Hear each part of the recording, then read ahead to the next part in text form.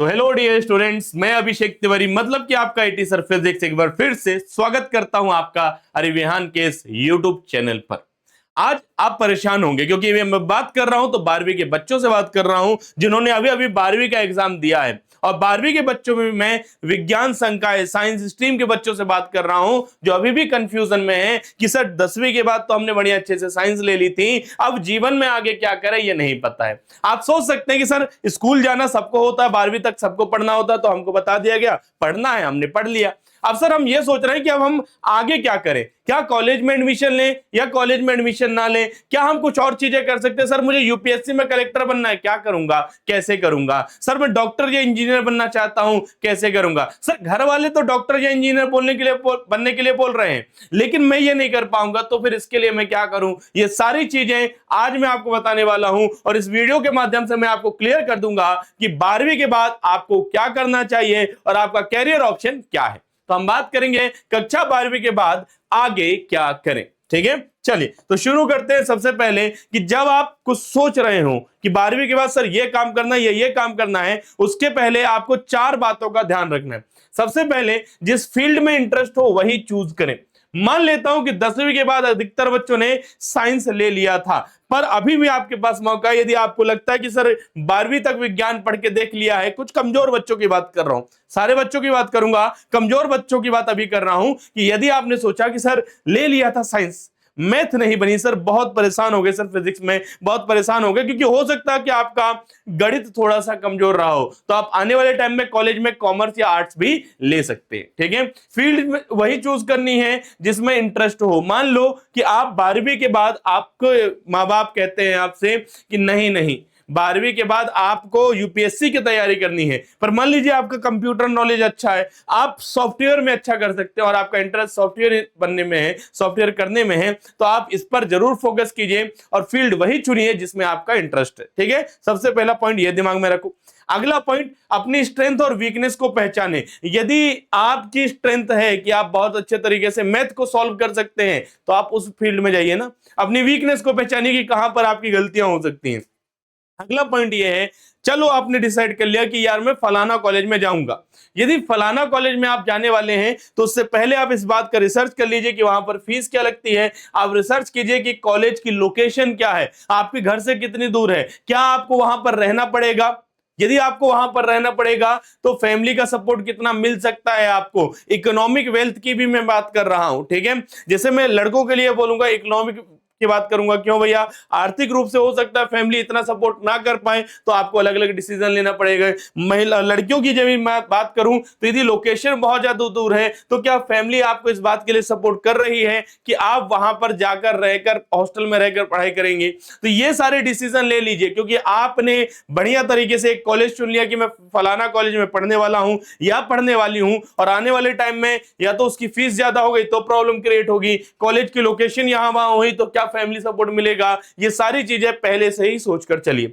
और अगला है, फील्ड का फ्यूचर डिमांड क्या है। ठीक है, आज की डेट में, वैसे मैं सबको सजेस्ट नहीं करूंगा, पर आज की डेट में कंप्यूटर नॉलेज होना सबसे ज्यादा इंपॉर्टेंट है। तो फ्यूचर डिमांड क्या भैया, फ्यूचर में यदि आपके पास कंप्यूटर नॉलेज अच्छा है तो आप किसी भी कंपनी में अच्छे तरीके से जा सकते हैं। ठीक है, तो यदि आप किसी फील्ड को चूज कर रहे हैं, ठीक है, आप लेट अस सपोज कि आप जो है इंजीनियरिंग चूज कर रहे हैं, तो क्या इंजीनियर्स को सच में आज की डेट में जॉब मिल रही है और आने वाले भविष्य में इंजीनियर्स की कितनी ज्यादा डिमांड है, इस बारे में सोचिए। ठीक है, डॉक्टर यदि बनना चाह रहे तो समझिए कि डॉक्टर की डिमांड होगी आने वाले जमाने में या फिर नहीं होगी। ऐसे बहुत सारी चीजों में, ठीक है, हो सकता है कोई 12वीं के बाद अच्छे तरीके से बहुत ज्यादा दूर ना जाना चाहे, ठीक है, ग्रेजुएशन करे, उसके बाद बीएड करे और उसके बाद टीचर बने, पर आपको यह भी सोचना है कि अगर टीचर की इतनी ज्यादा डिमांड है, क्योंकि जितनी ज्यादा उसकी डिमांड होगी उतनी ज्यादा उसको सैलरी मिलेगी। और अल्टीमेटली आपके लिए भी यही इंपॉर्टेंट है कि आप जीवन में एक अच्छी पढ़ाई करें, एक अच्छी जॉब करें और एक अच्छी सैलरी पाएं, जिससे आप अपनी फैमिली सपोर्ट कर सकें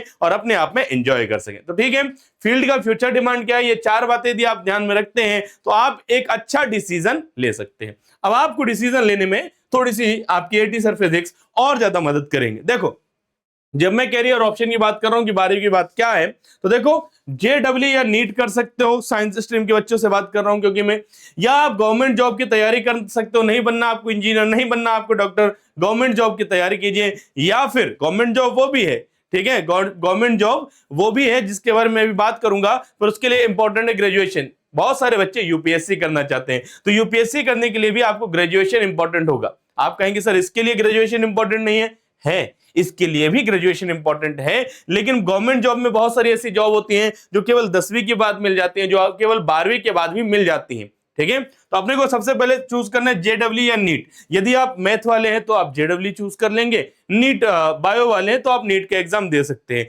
कैसे, क्या एलिजिबिलिटी क्राइटेरिया बताऊंगा। अगला पॉइंट अपने पास गवर्नमेंट जॉब। गवर्नमेंट जॉब में ऐसी बहुत सारी, जैसे आपको बता दूं 12th के परसेंट के बेस पर एक पोस्ट ऑफिस की जॉब मिलती है, आसपास के लोकेशन में मिलती है, सैलरी 15 से 20 हजार है, केवल 12वीं के परसेंट के आधार पर। ठीक है, और बात करूं तो गवर्नमेंट जॉब, और भी यदि आपको गवर्नमेंट जॉब की तैयारी करनी है तो आपको साथ में करना पड़ेगा ग्रेजुएशन। ग्रेजुएशन में जैसे जनरली हम बात करें, यदि आपको जेडब्ल्यू या नीट देने की इच्छा नहीं है तो आप ग्रेजुएशन में प्लेन बीएससी कर सकते हैं। बीएससी बोल रहा हूं, बैचलर ऑफ साइंस। ठीक है, जैसे आप 10वीं 11वीं 12वीं पढ़ते आए हो ना, वैसे बीएससी एक कोर्स होता है जो 3 साल का होता है। फर्स्ट ईयर में एक पेपर, सेकेंड ईयर में पेपर्स और थर्ड ईयर में पेपर, और 3 साल के बाद आपका ग्रेजुएशन कंप्लीट हो जाएगा। फिर आप चाहो तो यूपीएससी का फॉर्म भी भर सकते हो। तो इंपॉर्टेंट ये है, यदि आप जेडब्ल्यू नीट दे रहे हो तो अच्छी बात है, जेडब्ल्यू नीट नहीं दे रहे हो तो गवर्नमेंट एग्जाम की तैयारी करना चाहते हो तो कुछ ऐसे गवर्नमेंट एग्जाम है जो 10th या 12th के बाद मिलती हैं, तो आप उसकी तैयारी किताब लेकर करना चालू कर दीजिए। और यदि अच्छी लेवल की जॉब चाहिए तो आपको ग्रेजुएशन करना होगा, मतलब कि एक अच्छा कॉलेज चुनिए, वहां से बीएससी या ऐसे कुछ सब्जेक्ट ले लीजिए जो बहुत ज्यादा हाई फाई ना हो, जिसमें बहुत ज्यादा टेंशन लेने की आपको आवश्यकता ना पड़े।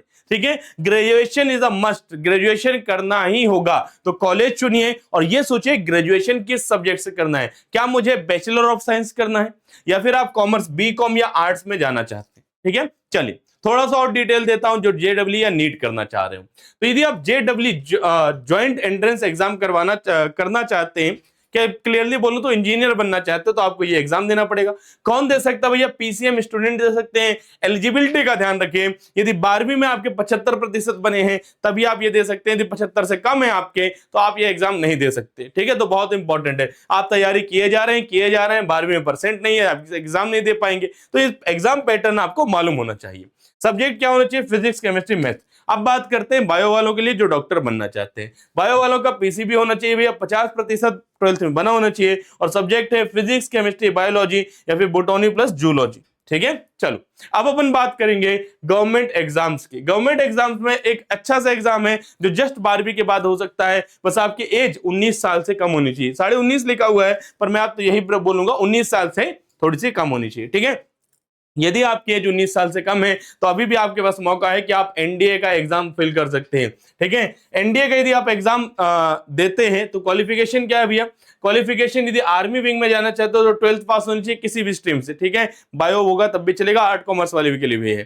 ठीक है, लेकिन नेवी या एयरफोर्स में जाना चाहिए तो 12th पास होनी चाहिए, और फिजिक्स और मैथमेटिक्स होना चाहिए आपका सब्जेक्ट, मतलब ये पीसीएम वाले ही दे सकते हैं। आगे बढ़ेंगे, ड्यूरेशन क्या होता है भैया? 3 साल की ट्रेनिंग होती है, फिर 1 साल का स्पेशलिस्ट ट्रेनिंग होती है। ठीक है, सिलेक्शन प्रोसेस क्या है भैया? रिटन एग्जाम होता है, यदि एग्जाम आपका निकल गया तो फिर एक इंटरव्यू होगा, इंटरव्यू हो गया तो फिर मेडिकल टेस्ट होगा कि दिखाई सही से देता है कि नहीं देता, दौड़ पाते हो कि नहीं दौड़ पाते हो। और यदि आपने ये 3 रिटन टेस्ट, एसएसबी इंटरव्यू और मेडिकल क्लियर कर लिया तो आप एनडीए में शामिल हो सकते हैं। चलिए आगे बात करूंगा, एक और स्कीम है अग्निवीर नाम से, 12th के बच्चों के लिए भी बोल रहा हूं। अग्निवीर नाम से जो स्कीम है उसमें 21 साल से कम का एज होना चाहिए, 17 तो आप हो ही रहे होंगे। ठीक है, क्वालिफिकेशन क्या भैया? आर्मी के लिए 10th और 12th पास होने चाहिए, नेवी के लिए 10th और 12th होनी चाहिए, लेकिन सब्जेक्ट क्या भैया? फिजिक्स और मैथ होनी चाहिए। एयरफोर्स में भी 12th with physics, math and English diploma होना चाहिए। आगे बढ़ करते हैं, ड्यूरेशन के भैया 4 साल का है, ट्रेनिंग प्लस सर्विस। अच्छा, अग्निवीर के बारे में ये बता दूं, 4 साल के बाद यदि आप अच्छा परफॉर्म करते तो आपको एक अच्छी जॉब मिलेगी, नहीं तो एक अच्छा एक्सपीरियंस मिलेगा जिससे आपको अच्छी जॉब फ्यूचर में मिल सकती है। ठीक है, आगे बात करेंगे अपन गवर्नमेंट एग्जाम में तो सीयूईटी की। ठीक है, अच्छा ये जो गवर्नमेंट एग्जाम, यहां पर जब मैं गवर्नमेंट एग्जाम बोलूंगा तो यहां पे मैं हल्का सा क्रॉस लगाऊंगा कि गवर्नमेंट एग्जाम क्या जॉब के लिए है? बोले सर जॉब के लिए नहीं है, ये किसके लिए सर? यूनिवर्सिटी में एडमिशन के लिए। किसके लिए है सर? ये हमारा एडमिशन के लिए है। ठीक है, जॉब के लिए है कि ये एग्जाम? नहीं, किसके लिए? एडमिशन के लिए। आपने सुना होगा सीयूईटी का नाम, CUET common university entrance test हो सकता है कि आप नॉर्मल कॉलेज में एडमिशन ना लेना चाह रहे हो, अच्छे कॉलेज में एडमिशन लेना चाह रहे हो। और जब आप अच्छे कॉलेज में एडमिशन लेना चाहते हो तो आपको CUET का एग्जाम देना मस्ट हो जाता है, जरूरी हो जाता है। क्यों भैया? एज ग्रुप है 17 से 25 साल, क्वालिफिकेशन है 12th पास किसी भी स्ट्रीम से। लेकिन इंपॉर्टेंट बात यह है, आपका CUET का रिजल्ट जितना अच्छा होगा, आपका एग्जाम के एडमिशन लिस्ट में उतनी ही जल्दी नाम आ जाएगा। आगे बात करेंगे यूपीएससी की, जो कि ज्यादातर लोगों का सपना होता है, यूनियन पब्लिक सर्विस कमीशन। 21 से 32 साल तक एग्जाम दे सकते हैं। तैयारी करो, बहुत तैयारी करनी पड़ेगी। क्वालिफिकेशन क्या भैया? ग्रेजुएशन करना ही इंपॉर्टेंट है। अच्छा, इंपॉर्टेंट ये है कि यदि अभी 12th तक आपने साइंस लिया है और मान लो कॉलेज में जाके आप आर्ट या कॉमर्स ले लेते हो, ठीक है, क्योंकि यूपीएससी वाले हैं, हो सकता है साइंस से आगे कंटिन्यू ना करें, आर्ट या कॉमर्स की तरफ आर्ट्स की तरफ जाना चाहेंगे। बेसिकली यूपीएससी जो करना चाहते हैं जनरली आर्ट्स सेलेक्ट करते हैं। तब भी आप ग्रेजुएशन, जरूरी नहीं है कि आप साइंस से ग्रेजुएशन करें, आप आर्ट्स या कॉमर्स वाले होंगे तब भी आप यूपीएससी दे सकते हैं। तो ये हमारे पास कुछ पॉइंट्स है भाई। आगे बात करेंगे भाई, तो पीसीबी के लिए ग्रेजुएशन में क्या क्या कोर्स होते हैं, ठीक है। अब आपके मन में एक सवाल आ रहा होगा ना, सर आप बहुत देर से ग्रेजुएशन ग्रेजुएशन बोल रहे हैं, ग्रेजुएशन का बता तो दीजिए। तो आओ बताता हूं। पीसीबी बायोलॉजी वालों, बीएससी का नाम सुना था, बैचलर ऑफ साइंस के बारे में बताया था। Nursing, forensic science, data science, biotechnology, इनमें आप एडमिशन ले सकते हो। बीपीटी में ले सकते हो, बैचलर ऑफ फिजियोथेरेपी, पीसीबी होता है 4.5 साल का, ठीक है।